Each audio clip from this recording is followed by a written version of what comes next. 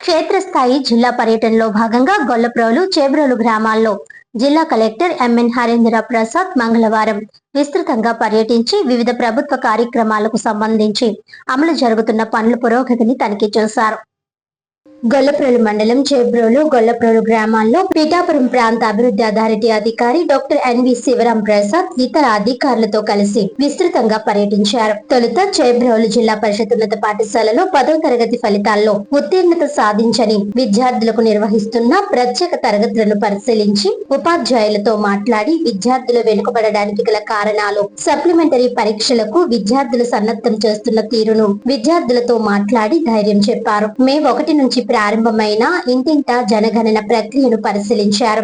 ఎన్యూమరేటర్లు గృహాలను సందర్శించినప్పుడు ప్రజలు తమ వివరాలను స్పష్టంగా తెలియజేయాలని సూచించారు. అనంతరం చేబ్రోలు ఈబీసీ కాలనీ మిల్లుగరువు వద్ద ఉన్న పట్టు పరిశ్రమ శాఖ సముదాయాన్ని కలెక్టర్ పరిశీలించారు. పట్టుగుళ్ల నుంచి దారం వడకట్టే దశను, ప్రస్తుతం మార్కెట్ లో రైతులు పొందుతున్న గిట్టుబాటు ధర, అక్కడ ఉన్న సౌకర్యాలను రైతులను అడిగి తెలుసుకున్నారు. పట్టు పరిశ్రమ అభివృద్ధికి చేపట్టవలసిన చర్యలను ప్రభుత్వం దృష్టికి తీసుకువెళ్తారని తెలిపారు. అదే విధంగా గొల్లప్రోలు ప్రాథమిక ఆరోగ్య కేంద్రాన్ని ఆకస్మికంగా తనిఖీ చేసి ఆసుపత్రి ద్వారా ప్రజలకు అందిస్తున్న వైద్య సేవలు, ఓపీ రిజిస్ట్రేషన్, మందులు పంపిణీ, వార్డుల్లో పారిశుధ్యం, ఆసుపత్రిలోని సదుపాయాలను పరిశీలించారు. ఈ పర్యటనలో జిల్లా కలెక్టర్ వెంట గొల్లప్రోలు తహసీల్దార్ జిఎం రామ్ ప్రసాద్, గొల్లప్రోలు కమిషనర్ శ్రీనివాసులు, పట్టు పరిశ్రమ శాఖ DD B Geetharani, MEO B Venkata Sivaprasad, public health engineer Brahmateja, ఇతర అధికారులు తదితరులు పాల్గొన్నారు.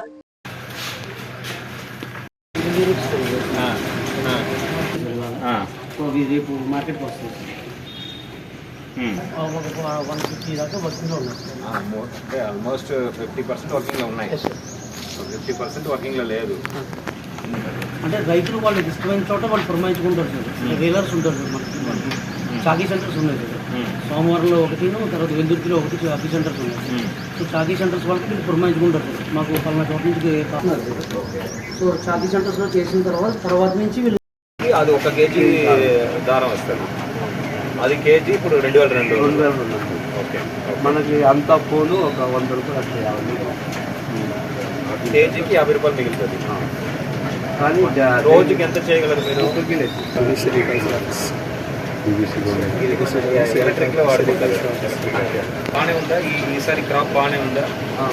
బాగానే ఉంది.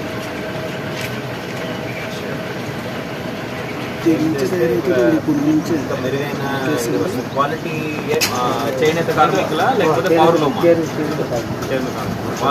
వాళ్ళు దీంట్లో వేసుకుంటారు, ఫోన్స్ వేసుకుంటారు. వార్తలోని ముఖ్యాంశాలు మరోసారి.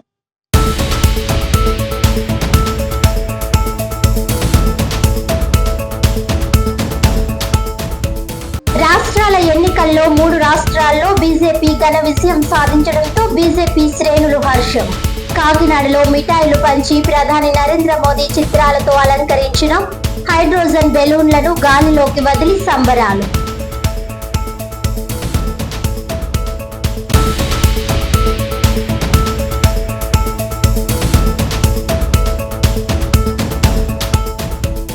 నిరుపేద కుటుంబాల ఆపదలో అండా సీఎం సహాయ నిధి. సీఎంఆర్ఎఫ్ చెక్కుల పంపిణీ కార్యక్రమంలో కాకినాడ సిటీ ఎమ్మెల్యే వనమాడి కొండబాబు.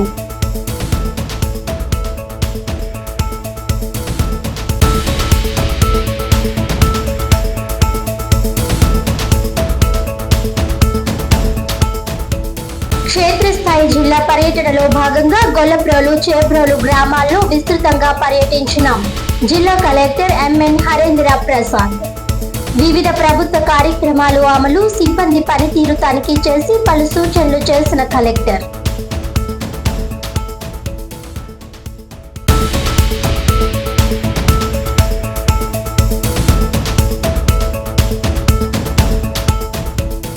ఈనాటి వార్తలు ఇంతటితో సమాప్తం. తిరిగి వచ్చే బులెటిన్ లో మళ్ళీ కలుద్దాం. అంతవరకు సెలవు. నమస్కారం.